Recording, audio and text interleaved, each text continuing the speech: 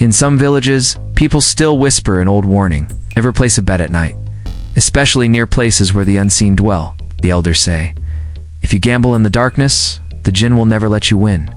They take your challenge as an insult. And if you do win, your victory becomes the last thing you'll ever celebrate. The clock struck 1:45 a.m. The tea stall was long closed, and the streets of the village had sunk into silence. Only the barking of a stray dog echoed faintly in the distance. Fahad tightened his jacket, clutching the hammer and a single rusty nail in his hand.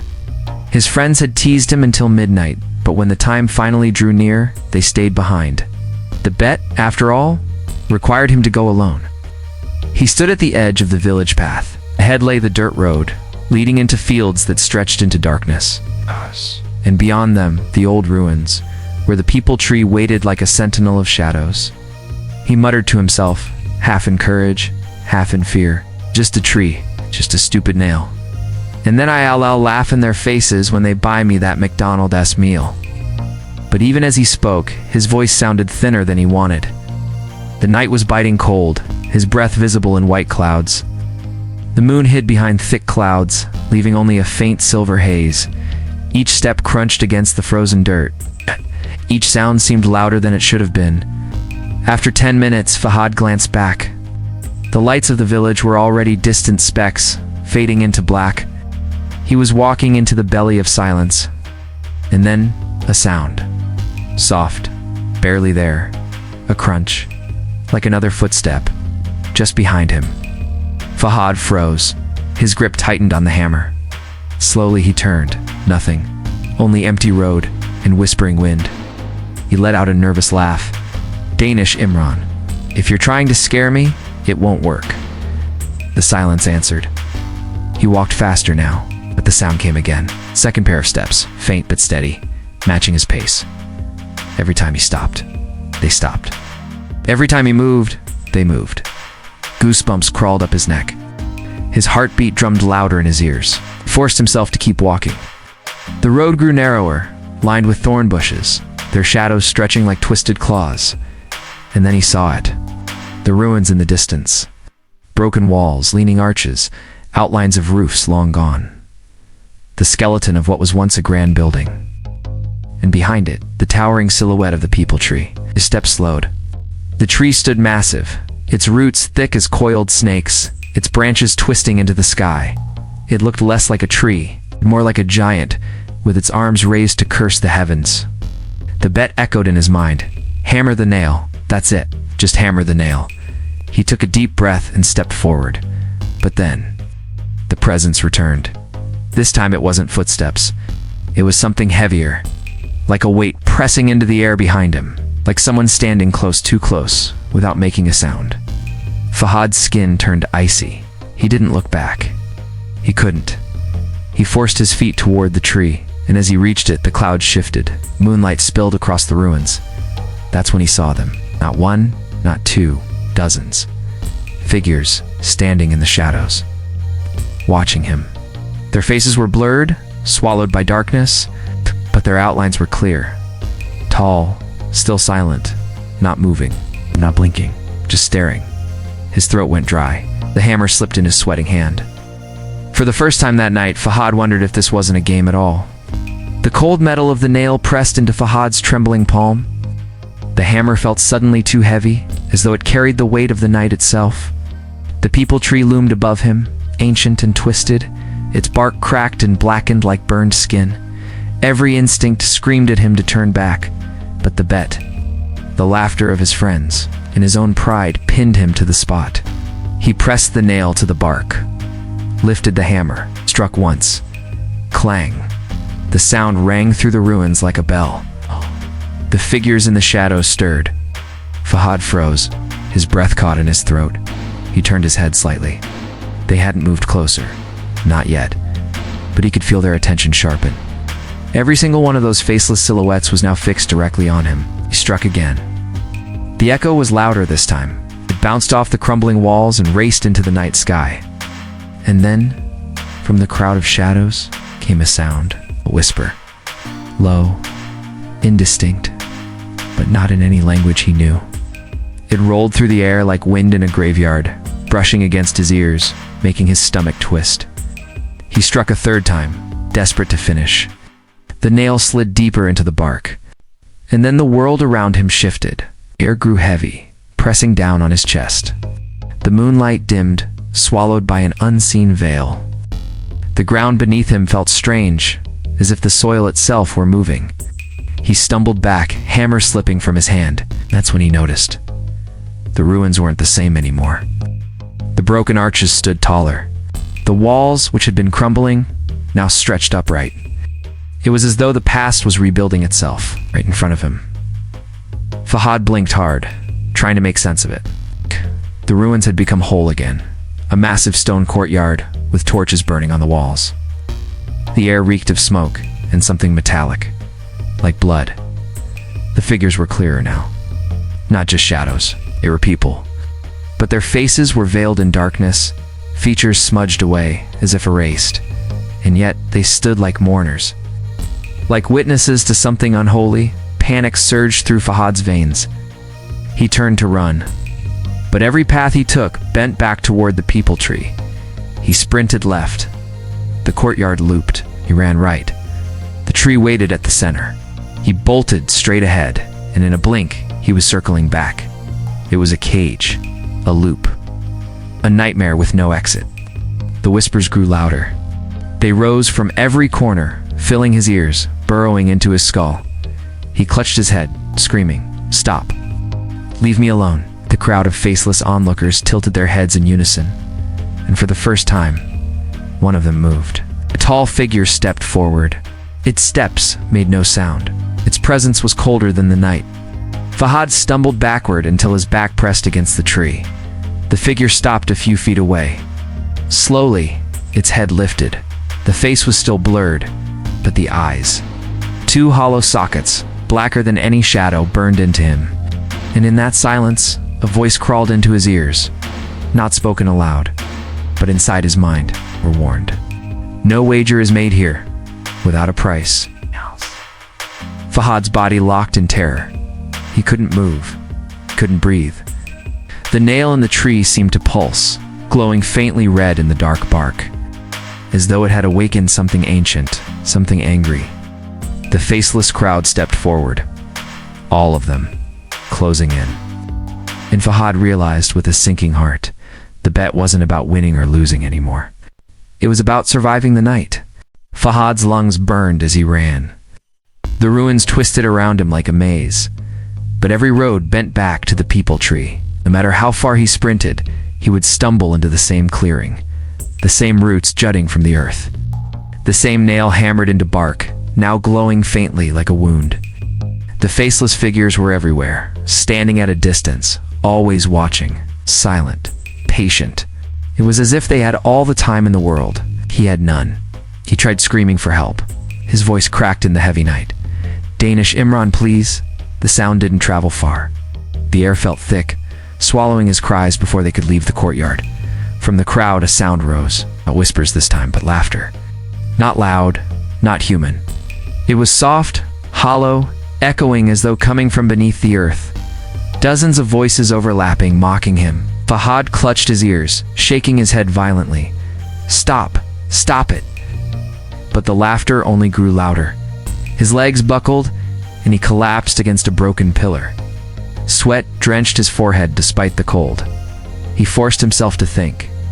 This is just fear. It's just my mind. If I close my eyes, when I open them, I'll be back on the road. He shut his eyes tight, counted to 3, opened them. Figures were closer, much closer. They stood in a circle around him now, their hollow forms blotting out the edges of the ruins. No faces, no eyes. But every part of him felt their stare digging into his skin. One of them stepped forward. His movement was jerky, unnatural, like bones grinding against each other. It leaned toward him, and a rasping whisper slid from where its mouth should have been. "Why do you hammer nails into the homes of the dead?" Fahad's throat tightened. He tried to speak, but only a croak escaped. The figure tilted its head. Then another voice rose, this time from behind him. Then another, and another. The entire circle of shadows spoke at once, overlapping in an inhuman chorus. Why do you disturb the silence? Why do you bleed the tree? Why do you gamble with lives that are not yours? Fahad snapped. I didn't know. It was a bet. Just a stupid bet. The words echoed weakly in the heavy air. The shadows seemed to drink them in. Then, without warning, the ground beneath him shifted. The soil turned soft, sucking at his feet. Achoo! He screamed, yanking his legs free. But the earth quivered like it was alive. Thin cracks spread across the ground, glowing faint red, like veins of fire. The nail in the tree pulsed again, each glow brighter than the last, each beat syncing with his racing heartbeat. And then, the tree itself groaned. A deep, ancient sound, like wood twisting under immense pressure. Its roots writhed, snaking across the ground like living things. One root lashed out, wrapping around Fahad's ankle. He fell hard, clawing at the dirt. No, no, please. The faceless crowd stepped closer. Their silence was heavier now, suffocating, as if they were waiting. Watching his punishment unfold, Fahad swung the hammer wildly, striking the root. It snapped back, leaving his skin scraped and bleeding. He scrambled to his feet, chest heaving. Tears blurred his vision, everywhere he turned. The ruins twisted back into the same clearing. Every path ended where it began. There was no escape. Only the tree. Only the nail. Only the eyes of those who had none. Ours blurred into madness. I ran. He screamed. He fought invisible hands tugging at his clothes. But every time he thought he was free, he found himself back at the base of the tree. The whispers returned, weaving around his ears like serpents. You will not leave. You will not win. Your bet belongs to us now. At last, he collapsed against the tree, sobbing. The cold seeped into his bones. His strength drained away. Above him, the branches twisted like arms reaching down. And in the darkness, the faceless crowd leaned in closer, their blurred forms towering over him. The last thing he remembered before blacking out was the faint glow of the nail, and the sense that the tree had swallowed his scream whole. Fahad woke to silence, but not the silence of peace. It was the silence of a graveyard, thick, heavy, unnatural. His head throbbed. Every bone in his body ached as if he'd been running for days. The cold dirt clung to his skin. He sat up slowly. The tree loomed above him, branches black against the faint moonlight. The nail still glowed faintly, pulsing like a heartbeat. Wanted to pull it out. Something inside him whispered, if I rip it free, maybe this will end. But another part of him, the primal, instinctive part, knew. Touching it again would mean surrender, would mean letting whatever lived inside this tree crawl deeper into him.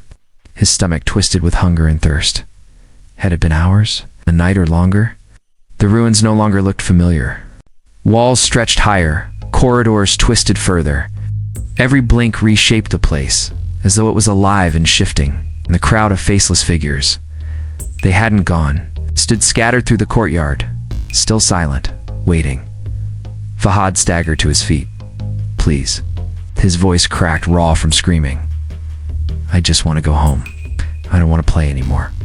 The figures tilted their heads in unison, the way predators study prey. Then one stepped forward. Its movements were jagged, twitching like a puppet yanked by invisible strings. When it spoke, the voice was a chorus. Dozens layered together, male and female, old and young. You made a promise. You hammered the nail. The wager is ours. Fahad shook his head violently. No, it was just a joke, a game. The crowd stirred. Their whispering rose, louder, sharper. Not a joke, not a game, never a game. The words pressed against his skull until he thought his mind would split open. He bolted again, tearing through the ruins. His bare hands bled as he scraped against jagged stone. Every corner turned him back to the same tree. Every scream was swallowed before it left his lips. Time blurred. The night refused to end. Fahad began to see things. At first, his friends. Danish standing at the far end of the courtyard, waving him over. Imran calling his name. Fahad, this way. Hurry. Relief burst in his chest. He ran toward them, tears in his eyes. But as he neared, their faces dissolved. Their bodies melted into shadow, faceless like the others. He fell to his knees, clutching his head, sobbing. "Leave me alone, please." The shadows didn't answer. They only drew closer. One of them leaned inches from his ear. Its breath was ice, its words carved into his mind.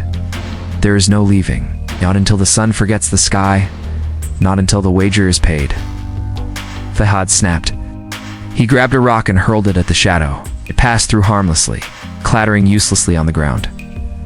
Laughter followed, low, rumbling, endless. His body gave way, collapsed at the base of the tree once more. Exhaustion clawed at him, heavier than fear. His eyes fluttered shut against his will. And in the blur between waking and sleep, he saw something. Faces, not blurred, not hidden, but real. Men, women, children. All pale, twisted eyes, wide with terror. They weren't shadows. They were souls. Dozens.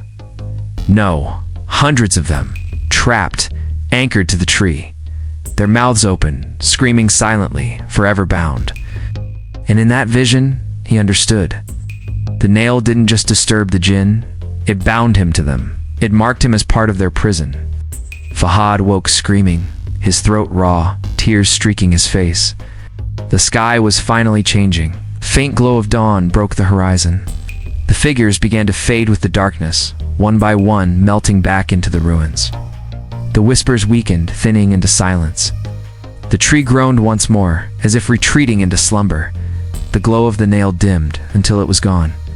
For the first time all night, Fahad was alone. He crawled forward on weak limbs, dragging himself across the dirt.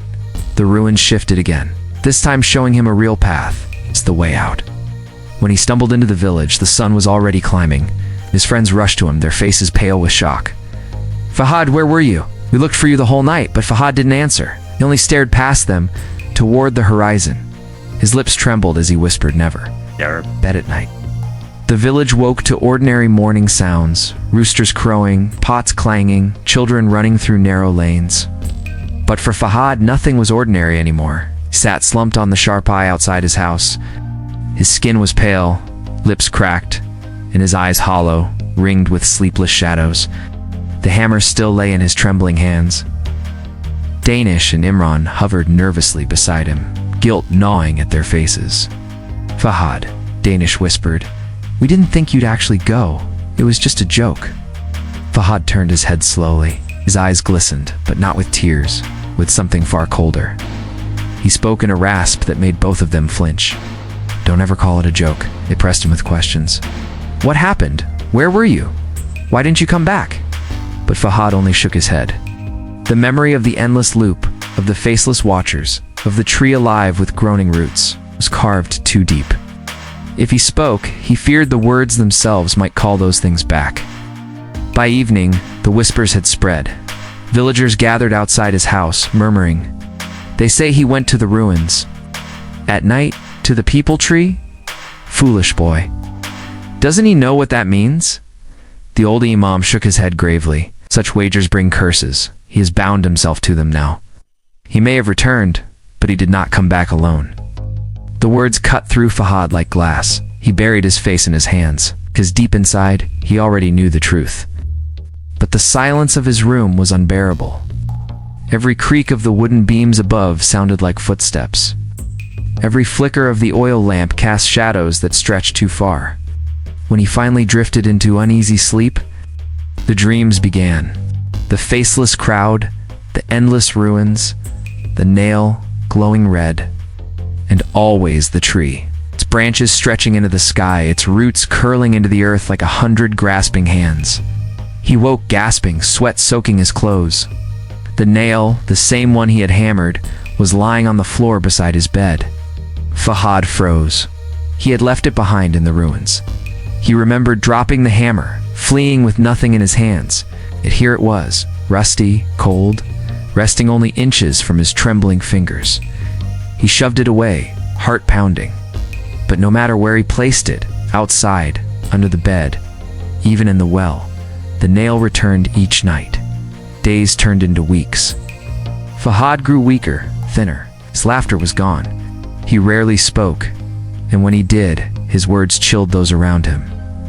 The villagers began to avoid him. Some said they saw him wandering near the ruins after sunset, muttering to himself. Go. Others claimed his shadow sometimes moved when he did not. Imran and Danish visited less and less. They no longer teased him. They no longer mentioned the bet. One evening, Imran whispered to Danish, fear flickering in his eyes, "Do you think he ever really came back?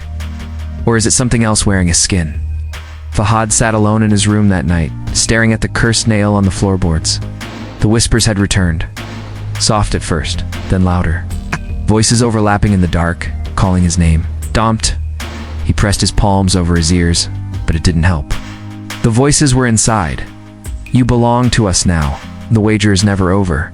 Fahad wept silently, because deep down he knew the dawn had freed him from the ruins, but not from the tree. And the nail was only the beginning. The nail never left him. Every morning it appeared again on the floor, on the sharp eye, even inside his shoes. Fahad's parents grew frightened. His mother prayed over him, burning incense and reciting verses. His father grew stern, demanding answers. But Fahad had none. How could he explain that every night? Faceless whispers bled into his dreams, and every morning the cursed nail found its way back to him. One evening, as winter's chill gnawed through the village, Fahad walked alone by the fields. The horizon was blood-red with the last light of sunset.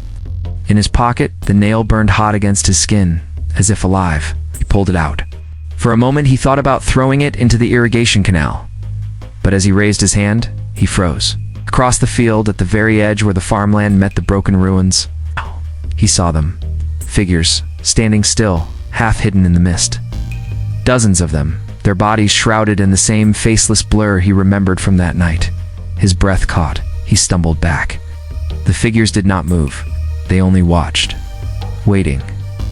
Fahad ran home, heart thundering. But no matter how fast he ran, he felt their gaze pressing into his spine. By the time he reached his door, his chest was tight, his legs trembling.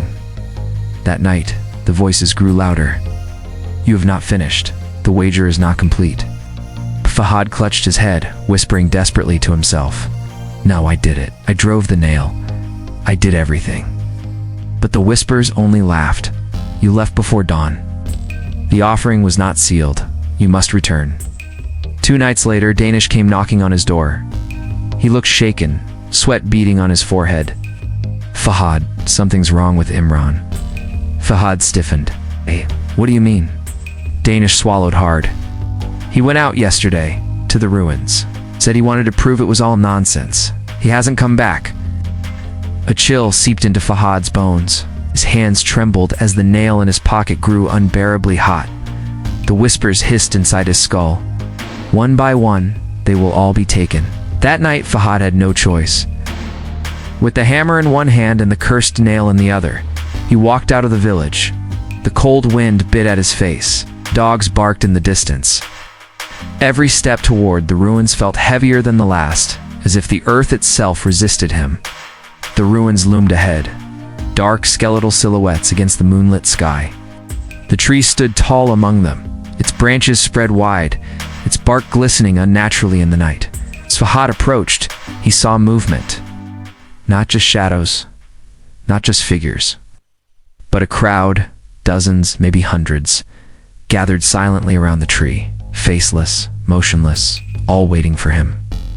Fahad's knees buckled, his chest heaved. Every instinct screamed at him to turn and run, but the whispers filled his head. "Finish it. Seal the wager. Hammer the nail until the blood flows." He staggered forward, his hands trembling violently. He raised the hammer, pressed the nail against the bark of the ancient tree. The crowd leaned closer, silent, breathless. Fahad swung the hammer down. The moment the nail pierced the bark, the tree groaned, a deep, inhuman sound that shook the ruins. The ground trembled beneath his feet. Dark liquid oozed from the wound in the tree. Thick, warm, and red. Blood. The faceless crowd began to sway. Not away from him, but toward him. Fahad dropped the hammer in horror, stumbling back. The blood dripped down the tree, pooling at its roots. And then the roots began to move, slowly, deliberately, curling upward like skeletal fingers reaching for his legs. The whispers rose into a deafening chorus. "Now you are ours. The wager is bound. The tree will feed." Fahad screamed. Alice? The faceless crowd surged closer, and for the first time, he realized the truth. The wager had never been about winning or losing. It had only been about binding, about offering, and he was the offering. The night was colder than any before. The winter air cut through Fahad's skin like blades. The moon was high, pale, and distant, as if it too wanted nothing to do with what was about to unfold. Fahad stood before the tree once more. The hammer lay in the dirt. The cursed nail glistened in his shaking hand. The faceless crowd encircled him completely now. No gaps, no escape. Their heads tilted in unison, as if listening to the same unspoken command. Their silence was worse than screams. It pressed down on Fahad's chest until every breath burned. He looked around desperately. "Imran," he shouted, his voice cracking. "Danish. Where are you?" But only the wind answered. A low moan swept through the ruins, rattling broken stones and shaking dry leaves. Then, from within the faceless crowd, a figure stumbled forward. Fahad's blood froze. It was Imran, or what was left of him. His eyes were gone, replaced with hollow pits of black. His face was half consumed by the same blur as the others, shifting and melting like smoke, but his voice, raw, broken, forced its way out. "Why? Did you bring us here?" Fahad collapsed to his knees. I didn't. It was just a dare. Just a stupid dare." The crowd leaned closer. The faceless whispers hissed as one. "No dare. A pact. You spoke. We heard." Fahad clutched his ears, rocking back and forth. "No, I didn't agree to anything. I never wanted this." The tree groaned again, its bark splitting further. Blood oozed down, soaking into the dirt, spreading like veins across the ground. Roots slithered upward, curling around Fahad's legs. Cold, wet, alive. He thrashed wildly, screaming. The hammer glinted near his feet. With a desperate lunge, he grabbed it and swung at the roots. The hammer struck wood, but the roots only tightened, digging into his flesh. Pain seared through his body. The faceless crowd shuddered in delight, swaying like worshippers at a macabre ritual. From deep within the tree, a voice thundered louder than the whispers, deeper than any human sound. "You came in jest, came in arrogance. Now you will remain. Your blood will seal the wager." The crowd surged forward, their blurred faces pressed closer, mouths opening into black voids. Fahad's scream tore from his throat as dozens of cold, skeletal hands reached for him. He swung the hammer again and again, but each strike passed through them as though they were made of mist. Yet every touch burned his skin like fire, leaving black marks that spread quickly across his arms. The roots dragged him closer to the tree. The bark split open wider, revealing a hollow dark, pulsing wet like the open ribcage of something still alive. Inside, something moved. Something vast. Something waiting. "No!" Fahad roared, swinging the hammer with all his strength. The nail in his other hand slipped from his grip and drove itself into the wound of the tree. The moment it sank into the bark, the world erupted. The earth split open beneath his feet. The ruins shook violently, stones crashing down. The faceless crowd shrieked, their voices sharp enough to pierce bone. The tree bled faster now, rivers of blood soaking the ground, flooding around Fahad's knees. The roots twisted, pulling him toward the hollow. He clawed at the dirt, his nails ripping away. His body burned with every touch, every whisper, and then he saw them. Danish, Imran, and countless others. Their faces in the crowd, not alive, not dead, trapped. Eyes hollow, mouths open in silent screams. "No," Fahad sobbed. "Please don't take me." The whispers answered, almost tender, almost mocking. "You wagered your courage, you offered your will, and now you are part of us." The roots yanked him into the hollow. The bark closed around him with a sickening crack, sealing him inside the living coffin of the tree. The last thing he heard was the chorus of faceless voices echoing into the endless dark. Another soul for the wager. Another soul for the tree. And then silence. The morning sun rose gently over the village. The mist lifted, birds sang, and the world seemed normal again, as if the night had been erased. But in the ruins at the edge of the village, the tree stood silent, Its bark no longer bled, yet the faint stain of dried crimson ran down its trunk. If anyone looked close enough, they would swear they saw the faint outline of a face beneath the bark, a mouth, frozen mid-scream, eyes wide in eternal terror. Back in the village, life went on. Children ran through the narrow streets. Women fetched water. And at a small tea stall, two men sat whispering about what they had seen. Fahad never came back, one of them said, his voice low, uneasy. Imran and Danish were nowhere to be found either. The villagers spoke of them only in hushed tones, as if naming them might invite the same fate. But whispers traveled fast. Some claimed they heard screams echoing from the ruins at night. Others swore they saw shadows walking among the trees, always in threes, always faceless. Weeks later, the story of the wager spread beyond the village. It became one of those tales people told around fires, their voices dropping to a hush as they leaned in closer. They say if you dare the spirits at the ruins, someone would whisper, "You have already lost." Because the wager wasn't about courage, it wasn't about proving yourself to your friends. It was an invitation, a door. And once opened, it never closed. One night, months after Fahad vanished, a group of young men from a neighboring town came to the ruins. They had heard the stories. They laughed, called it superstition, and decided to test it for themselves. They carried a hammer, a single nail. And as they approached the tree, the air grew colder. The ground seemed to pulse. Far away in the rustling of the branches, voices whispered with hunger. Another wager.